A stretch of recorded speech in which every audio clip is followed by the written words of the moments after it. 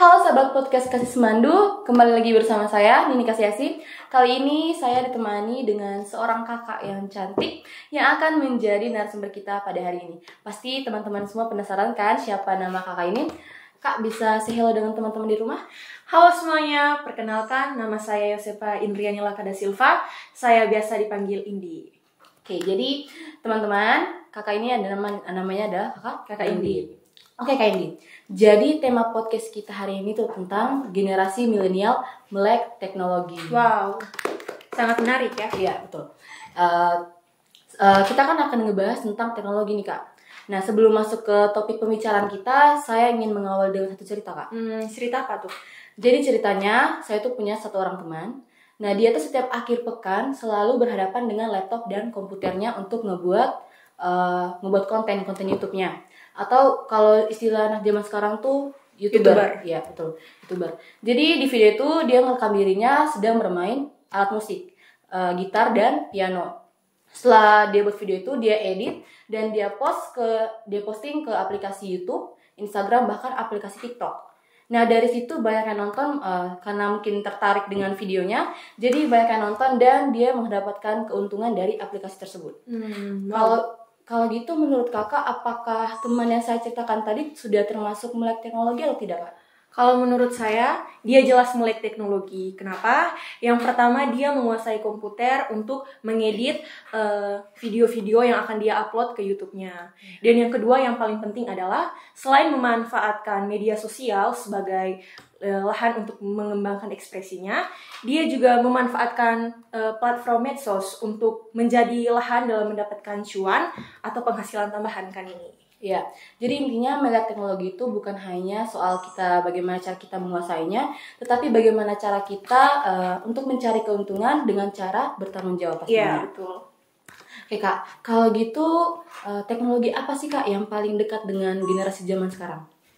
Nah, kalau itu kita semua sudah tahu jawabannya. Teknologi yang paling dekat dengan kita para remaja tentunya adalah handphone. Yeah. Nah, anak-anak seusia kita, bahkan teman-teman saya, teman-teman kelas, teman-teman Kanini, saya dan Kanini itu kita sudah mempunyai handphone pribadi. Dan kita juga sudah tahu bagaimana cara untuk mengoperasikan handphone. Yeah. Dan Kanini, bukan hanya kita, anak-anak seusia sekarang, tapi anak-anak yang masih TK, yang masih SD, mereka juga itu sudah pandai dalam mengoperasikan handphone.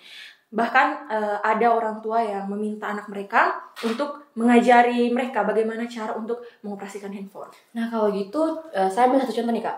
Nah contohnya tuh adik saya, dia tuh masih baru berumur 3 tahun, tapi dia udah tahu letak aplikasi YouTube di HP mama, Nah dia udah tahu aplikasinya, dia udah tahu cara ngebukanya juga.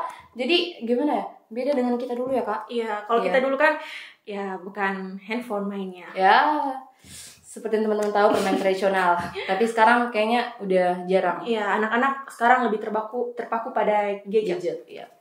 Oke Kak, tadi kan kakak udah jelasin teknologi yang paling dekat dengan kita sekarang tuh adalah handphone. Nah kalau apa yang kakak lihat selama ini, apakah para remaja sekarang sudah menggunakan handphone dengan baik atau belum Kak? Pertanyaannya menarik ya Kak ini. Bagaimana kita menggunakan handphone, baik buruknya kita menggunakan handphone itu tergantung dari diri kita sendiri. Kenapa saya katakan seperti itu? Karena ketika orang tua sudah mengizinkan kita untuk menggunakan handphone, sudah mengizinkan kita untuk menggunakan handphone, kita diberikan suatu tanggung jawab, yang dimana kita diberikan bagaimana cara kita untuk mengontrol diri, bagaimana cara kita untuk mengatasi diri kita dalam menggunakan handphone. Oke, jadi semuanya kembali ke diri kita. Ya, buat teman-teman yang sudah diberikan tanggung jawab dalam memegang handphone, silakan digunakan dengan baik dan jangan digunakan dengan hal-hal yang tidak baik. Iya, betul. Kalau pengalaman kakak sendiri dalam menggunakan teknologi, terkhususnya HP, selain bermedsos apa aja Kak? Kalau dari pengalaman saya sendiri, kita kan sering diberikan tugas oleh guru-guru nih, tugas untuk membuat presentasi. Nah kan ini kalau misalnya membuat tugas presentasi harus ada PPT dong. Nah sementara kalau membuat tugas PPT harus ada laptop. Iya, sayangnya saya dan kebanyakan siswa lain mungkin kan ini juga belum mempunyai laptop. Ya. Jadi kita tuh sering kesusahan kalau misalnya membuat PPT. Hanya untungnya saya menemukan satu aplikasi yang sangat bermanfaat untuk kita para pelajar yang bisa membuat PPT, dan kan ini kebetulan saya tuh hobi desain. Wow. Nah, jadi saya dapatlah satu aplikasi. Nama aplikasinya tuh aplikasi Canva. Wah, berarti keren ya teman-teman. Jadi biarpun kita tidak mempunyai laptop, tapi tidak membatasi kita dalam berkarya. Apalagi kita sebagai pelajar sangat membutuhkan teknologi ya teman. Terkhususnya HP. Oke. By the way, kakak sampai kakak tahu aplikasi Canva itu dari mana, Kak? Karena dulu saya sering bingung kalau buat PPT pakai apa, sedangkan saya kan tidak punya laptop. Jadi di situ saya mulai memanfaatkan HP saya untuk searching tuh di aplikasi Google, di YouTube saya searching cari rekomendasi aplikasi apa yang berguna untuk para pelajar dan yang bisa membuat PPT dan sekaligus bisa belajar desain. Nah, saya dapatlah aplikasi Canva itu. Ya, jadi teman-teman, itu adalah salah satu contoh kecanggihan teknologi pada zaman sekarang. Kak, yang saya dengar-dengar kalau teknologi ini kan ada dampak baik dan buruknya nih. Kalau menurut kakak sendiri itu gimana?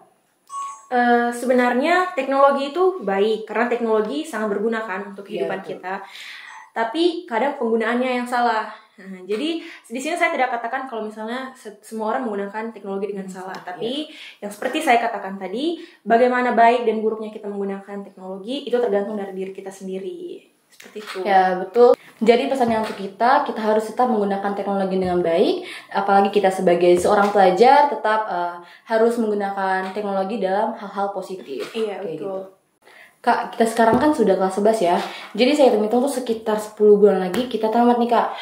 Tidak terasa ya. Ya, kebetulan juga ada nih satu kakak kelas yang masih bingung dan dia nanya ke saya. Tapi saya bingung mau jawab apa ke dia. Nah, dia tuh bingung mau kuliah di mana. Kalau dari kakak sendiri ada rekomendasi kampus yang bagus tidak, Kak? Saya sarankan sih kuliah di Universitas Ngudi Waluyo saja. Di Universitas Ngudi Waluyo itu terdapat banyak jurusan kan ini. Kalau boleh tahu jurusan apa aja, Kak? Ada yang pertama ada Fakultas Kesehatan dan Keperawatan, terdapat 8 program studi. Yang kedua ada Fakultas Ekonomi, Hukum, Humaniora, terdapat 6 program studi. Dan yang ketiga ada Fakultas Komputer dan Pendidikan, ada 4 program studi. Oke, jadi di kampus itu banyak jurusan ya, Kak? Iya, terdapat banyak jurusan kan ini. Nah, untuk lebih meyakinkan kakak-kakak semua, apa sih keunggulan dari kampus itu, Kak? Ada 2 keunggulan dari Universitas Ngudi Waluyo yang paling menonjol.